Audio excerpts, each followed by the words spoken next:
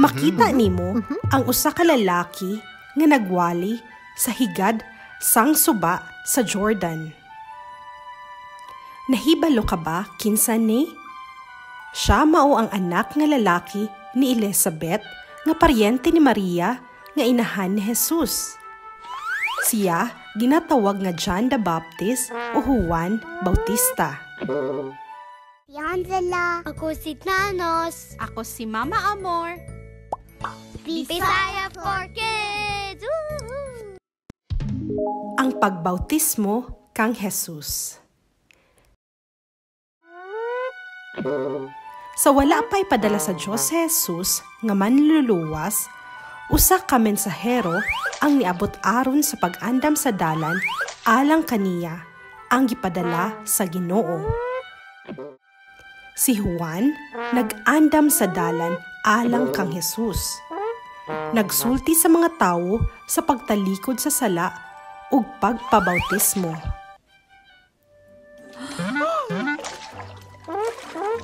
Andama ang dalan alang sa Ginoo, miingon si Juan. Ang Diyos nagpadala og usa ka tawo nga espesyal kaayo sa iyang katawhan. Usba ang imong mga dalan.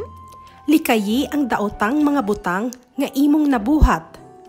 Magpabautismo ka. Si Juan nagbautismo sa katawhan kinsa nga gusto nga magpakita nga sila nasubo tungod sa daotang mga butang nga ilang nahimo. Sa wala pa si Jesus muanha kang Juan, siya usa ka panday. Sama sa bana ni Maria nga si Jose. Si Jesus miadto kang Juan aron magpa-bautismo. Siya karon mga 30 anyos na ang panuigon. Si Jesus mihangyo kang Juan sa pagbautismo kaniya.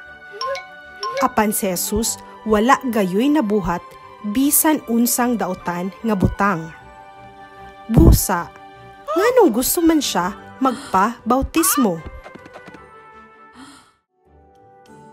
Sa pagkakita ni Juan kang Jesus, miingon siya, "Tan-awa ang kordero sa Diyos nga nagawagtang sa mga sala sa kalibutan. Gusto ko nga bunyagan mo ako," miingon si Jesus. "Dili," mitubag si Juan.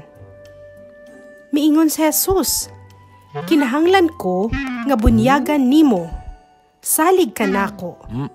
Kini ang husto nga butang nga buhaton."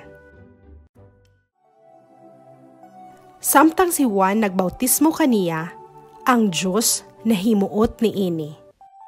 Human si Jesus mihaw-as gikan sa tubig, ang usa ka tingog gikan sa langit miingon, "Kini mao ang akong anak, nga akong gikahimutan." Usab, maurag ang mga langit na ablihan, ug mga salampati mikunsad kang Jesus.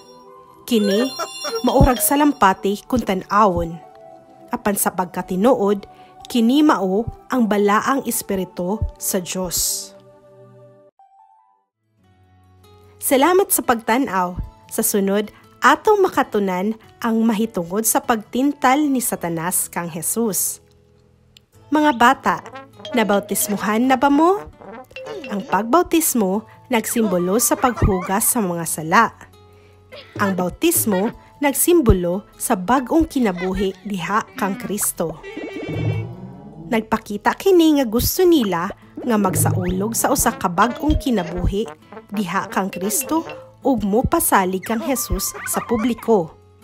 Ang pagpabautismo usa-usab ka paagi nga mapuno sa balaang espiritu ug makaasinati sa gahom sa Dios.